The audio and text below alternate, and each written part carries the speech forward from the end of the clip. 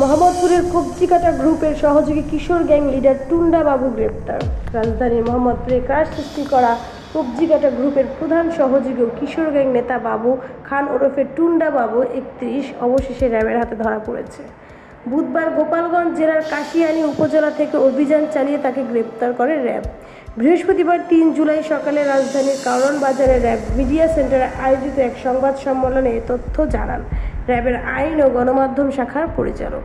RAB জানায়, টুন্ডাবাবু দীর্ঘদিন ধরে রাজধানীর মোহাম্মদপুর ও আশেপাশের এলাকায় কিশোর গ্যাং নিয়ন্ত্রণ, চাঁদাবাজি ও ছিনতাই সহ নানা অপরাধে জড়িত ছিল।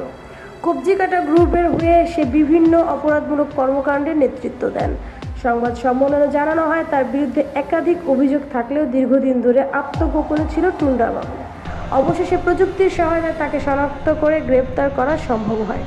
র্যাব জানিয়েছে, টুন্ডাবাবুকে জিজ্ঞাসাবাদের শেষে সংশ্লিষ্ট থানায় হস্তান্তর করা হবে এবং তার বিরুদ্ধে আইনগত ব্যবস্থা নেওয়া হবে। আজকের দুর্নীতি, কণা আক্তার, বন্যা।